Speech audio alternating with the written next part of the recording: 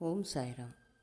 ಸಾಯಿ ಸಚ್ಚರಿತೆಯ 50 ಅಧ್ಯಾಯವನ್ನು ನಾನು ಕೊಡೋದಕ್ಕೆ ಪ್ರಯತ್ನ ಪಡ್ತೀನಿ, ತಿಳಿಸೋದಕ್ಕೆ. ನೀವು ದಯವಿಟ್ಟು ಸಬ್ಸ್ಕ್ರೈಬ್ ಆಗಿ. ಇದರಿಂದ ನೀವು ಎಲ್ಲೇ ಇದ್ರೂ ಫೋನಲ್ಲೇ ಕೇಳಿಸ್ಕೊಂಡ್ರೂ ಸಾಯಿ ಸಚ್ಚರಿತೆ ಓದಷ್ಟೇ ಪುಣ್ಯ ಸಿಗುತ್ತೆ. ಈ ಸಚ್ಚರಿತೆ ಬಗ್ಗೆ ನೀವು ಓದೋಕ್ಕೆ ಟೈಮ್ ಇಲ್ಲ ಅಂದಾಗ ಇದನ್ನು ಫೋನಲ್ಲೇ ಕೇಳಿಸ್ಕೋಬೋದು. ಮತ್ತು ಇಂದಿನ ಈಗ 3ನೇ ಅಧ್ಯಾಯದಲ್ಲಿ ಏನಪ್ಪ ವಿಷಯ ಅಂದರೆ, ಬಾಬಾರವರ ಅನುಮತಿ ಮತ್ತು ಭರವಸೆ, ಅವರ ಮಾತೃಪ್ರೇಮ ಮತ್ತು ಮೃದುವಾದ ವಚನಗಳು. ಹಿಂದಿನ ಅಧ್ಯಾಯದಲ್ಲಿ ಹೇಮಾಡ ಪಂತರಿಗೆ ಬಾಬಾರವರು ಸಚ್ಚರಿತೆ ಬರೆಯೋಕ್ಕೆ ಆಶೀರ್ವಾದ ನೀಡಿರ್ತಾರೆ. ಈಗ ಅವರು, ನೀನು ಸಚ್ಚರಿತೆನ ಬರೀ, ನನ್ನ ಸಂಪೂರ್ಣ ಸಮ್ಮತಿ ಇದೆ ಅಂತ ಹೇಳ್ತಾರೆ. ನೀನು ಬಾಬಾ ಹೇಮಾಡ ಪಂತರಿಗೆ, ನೀನು ನಿನ್ನ ಕೆಲಸವನ್ನು ಮಾಡು, ನನ್ನ ವಚನದಲ್ಲಿ ನಂಬಿಕೆ ಇಟ್ಟು ಸ್ಥಿರಚಿತ್ತನಾಗು. ನನ್ನ ಲೀಲೆಗಳನ್ನು ಬರೆದರೆ ಅವಿದ್ಯೆಯು ನಾಶವಾಗುತ್ತದೆ. ಅವುಗಳನ್ನು ಭಕ್ತಿ ಶ್ರದ್ಧೆಯಿಂದ ಶ್ರವಣ ಮಾಡಿದರೆ ಭಕ್ತಿ ಮತ್ತು ಪ್ರೀತಿಯ ಅಲೆಗಳು ಮೇಲಕ್ಕೇಳುತ್ತದೆ ಮತ್ತು ಜ್ಞಾನವೆಂಬ ಅನರ್ಘ್ಯ ರತ್ನ ಲಭಿಸುತ್ತದೆ ಎಂದು ಹೇಮಾಡ ಪಂತರಿಗೆ ಹೇಳಿದರು. ಹೇಮಾಡ ಪಂತರು ಮತ್ತೆ ಬರೆಯೋಕ್ಕೆ, ಸಚ್ಚರಿತೆ ಬರೆಯೋಕ್ಕೆ ಶುರು ಮಾಡ್ತಾರೆ.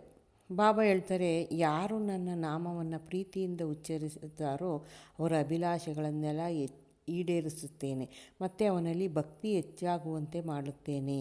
ನನ್ನ ಲೀಲೆಗಳನ್ನು ಕೇಳಿದರೆ ಸಾಕು, ಅವರಿಗೆ ಅಮಿತಾನಂದ, ಶಾಶ್ವತವಾದ ತೃಪ್ತಿನ ನೀಡುತ್ತೇನೆ. ಯಾರು ನನ್ನನ್ನು ಸದಾ ಆರಾಧಿಸುತ್ತಾರೋ ಅವರಿಗೆ ನಾನು ಮೃತ್ಯುವಿನ ದವಡೆಯಿಂದ ಪಾರು ಮಾಡುತ್ತೇನೆ.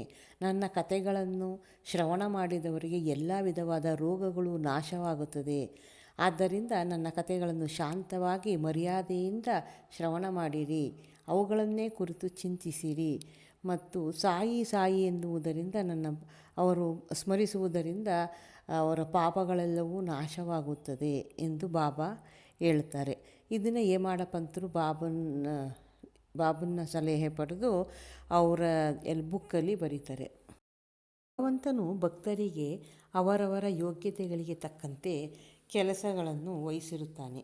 ಕೆಲವರಿಗೆ ದೇವಾಲಯಗಳನ್ನು, ಮಠಗಳನ್ನು ಕಟ್ಟುವ ಕೆಲಸ, ಅಥವಾ ನದಿ ತೀರಗಳಲ್ಲಿ ಸ್ನಾನಘಟ್ಟಗಳನ್ನು ನಿರ್ಮಿಸುವ ಕೆಲಸ, ಮತ್ತು ಕೆಲವರಿಗೆ ತನ್ನ ಮಹಿಮೆಗಳನ್ನು ಆಡುವ ಕೆಲಸ, ಉಳಿದವರಿಗೆ ಯಾತ್ರಾ ಸ್ಥಳಗಳನ್ನು ಸಂದರ್ಶಿಸುವ ಕೆಲಸವು ವಹಿಸಲ್ಪಟ್ಟಿರುತ್ತದೆ.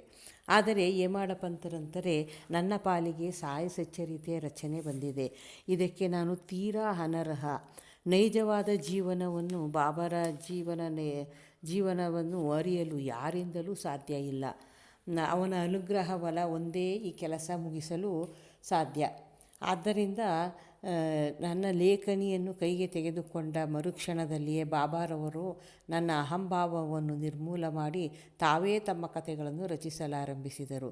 ನಿಜವಾಗಿಯೂ ಈ ಕೆಲಸಕ್ಕೆ ದೊರಕಬೇಕಾದ ಸನ್ಮಾನ ಅವರಿಗೆ, ನನಗಲ್ಲ ಎಂದು ಹೇಮಾಡ ಪಂತರು ಹೇಳ್ಕೊತಾರೆ. ಅಂದರೆ ಅವರು ಬರ್ಸಿದ್ದೇ ಕೈಯಲ್ಲಿ ಬರೀ ಲೇಖನಿ ಇಟ್ಕೊಂಡಿರ್ತಾರೆ, ಬರೆದಿದ್ದೆಲ್ಲ ಬಾಬನೇ ಅಂತ ಅವರು ಈ ಇದರಲ್ಲಿ ಹೇಳೋಕ್ಕೆ ಇಷ್ಟಪಡ್ತಾರೆ. ಸಾಯಿಬಾಬಾರವರ ಮಾತೃವಾತ್ಸಲ್ಯ ಅಂದರೆ, ಬಾಬಾ ತಮ್ಮ ಶಿಷ್ಯವೃಂದಕ್ಕೆ ಮಾತೃವಾತ್ಸಲ್ಯನ ತೋರಿಸ್ತಾಯಿದ್ರು. ತಾಯಿ ತನ್ನ ಮಕ್ಕಳ ಮೇಲೆ ಎಷ್ಟು ವಾತ್ಸಲ್ಯ, ಪ್ರೀತಿ ಇಟ್ಟಿರ್ತಾಳೆ, ಆ ಪ್ರೀತಿ ಬಾಬಾ ಅವರ ಭಕ್ತರ ಮೇಲೆ ಇಟ್ಟಿರ್ತಾರೆ.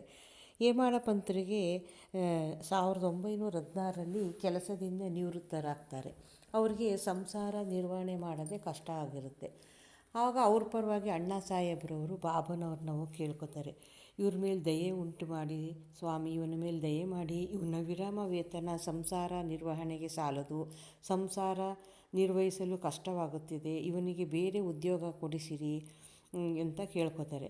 ಆಗ ಅವರು ಬಾಬಾ ಹೇಳ್ತಾರೆ, ಅವನಿಗೆ ಬೇರೆ ಒಂದು ಕೆಲಸ ಸಿಕ್ಕುತ್ತದೆ, ಅವನು ನನ್ನ ಸೇವೆ ಮಾಡುತ್ತಾ ಸಂತೋಷದಿಂದಿರಲಿ, ಅವನ ಮನೆಯಲ್ಲಿ ಉಣಲು ಏನೂ ಕೊರತೆ ಇರುವುದಿಲ್ಲ, ನಾಸ್ತಿಕರು, ಅಧರ್ಮಿಗಳು, ದುಷ್ಟರಿಂದ ದೂರವಾಗಿರಲಿ, ಸರ್ವರಲ್ಲೂ ಸೌಜನ್ಯ ಮತ್ತು ಸವಿನಯದಿಂದ ವರ್ತಿಸಿದಲ್ಲಿ, ಇದನ್ನು ಮಾಡಿದ್ದೇ ಆದರೆ ಅವನಿಗೆ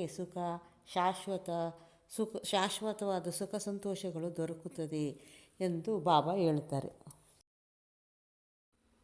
ರೋಹಿಲಾ ಎಂಬುವನು ಪ್ರತಿದಿನ ರಾತ್ರಿ ಕುರಾನ್ ಪವಿತ್ರ ಗ್ರಂಥವನ್ನು ಜೋರಾಗಿ ಕರ್ಕಶ ಧ್ವನಿಯಲ್ಲಿ ಆಡ್ತಿರ್ತಾನೆ.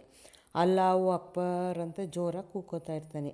ಶಿರಡಿಯ ಜನರಿಗೆ ಹಗಲಿನಲ್ಲಿ ಬೇಸತ್ತು ರಾತ್ರಿ ಮನೆಗೆ ಬಂದು ಕುಳಿತಾಗ ಇವನ ಕರ್ಕಶ ಧ್ವನಿಯಿಂದ ಬೇಜಾರಾಗ್ತಿರ್ತದೆ. ಇದರಿಂದ ಅವರಿಗೆ ರಾತ್ರಿ ಹೊತ್ತು ನಿದ್ದೆ ಕೂಡ ಬರ್ತಿರಲಿಲ್ಲ. ಅವರು ತಾಳ್ಮೆ ಮೀರಿ ಒಂದು ದಿನ ಬಾಬುನ ಹತ್ರ ಹೋಗಿ ಈ ಉಪದ್ರವನ ಹೇಗಾದರೂ ಮಾಡಿ ತಪ್ಪಿಸಿ ಅಂತ ಬೇಡ್ಕೋತಾರೆ. ಆವಾಗ ಬಾಬಾ ಏನಂತಾರೆ, ಹಳ್ಳಿಯವ್ರನ್ನೇ ತರಾಟೆಗೆ ತೊಗೋತಾರೆ. ನೀವು ನಿಮ್ಮ ಕೆಲಸ ಮಾಡಿ ರೋಹಿಲನ ಗೊಡವೆಗೆ ಯಾಕೆ ಹೋಗ್ತೀರಾ? ರೋಹಿಲಂಗೆ ಒಬ್ಬ ಕೆಟ್ಟ ಪತ್ನಿ ಇದ್ದಾಳೆ, ಆದ್ದರಿಂದ ಅವನು ಈ ರೀತಿ ಮಾಡ್ತಾನೆ.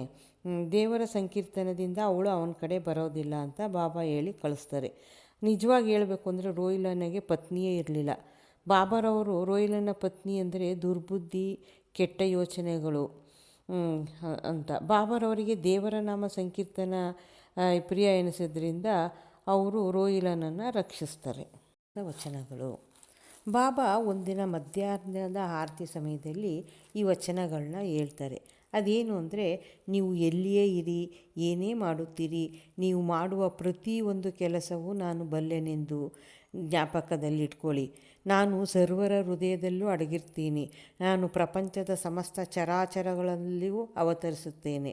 ನಾನೇ ಪ್ರಪಂಚದ ಸಮಸ್ತ ವಸ್ತುಗಳ ಮೂಲಸ್ಥಾನ, ತ್ರಿಗುಣಗಳ ಸಮ್ಮಿಳನ, ಸರ್ವ ವಸ್ತುಗಳ ಸೂತ್ರಧಾರಿ. ನಾನೇ ಸೃಷ್ಟಿಕರ್ತ, ರಕ್ಷಕ, ವಿನಾಶಕಾರ.